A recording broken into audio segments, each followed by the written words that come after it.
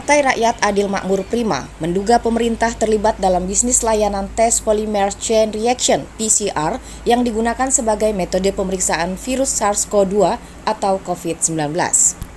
Wakil Ketua Umum Prima, Alif Kamal mengatakan dugaan itu muncul lantaran pemerintah seperti sengaja tidak mengintervensi harga tes PCR sejak awal.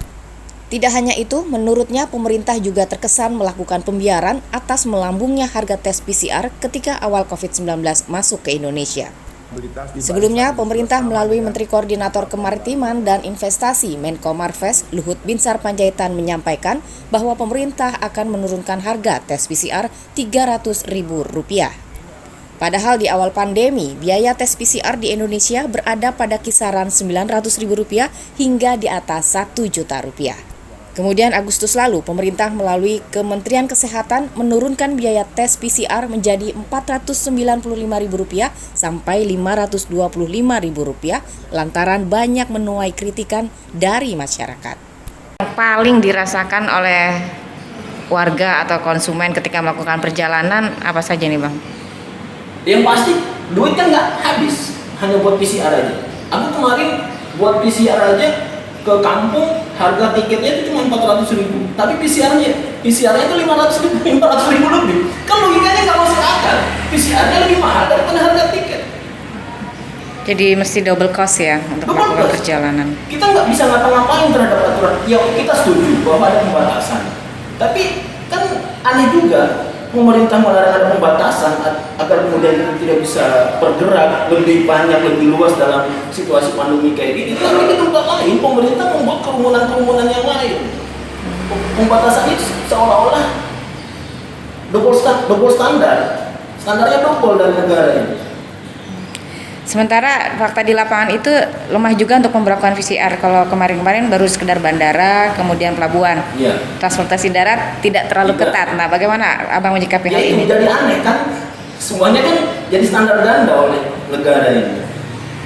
Transportasi udara yang ya mungkin menurut pemerintah transportasi udara ini dilakukan oleh mungkin yang punya duit banyak, duit lebih. Tapi darat enggak. Ini kan jadi aneh juga standarnya yang dilakukan oleh pemerintah. Nah sekarang oleh Pak Luhut kemarin sudah memberikan keterangan bahwa akan diturunkan ke harga 300. Tapi kan jadi aneh juga, pasarnya tetap dibuka luas.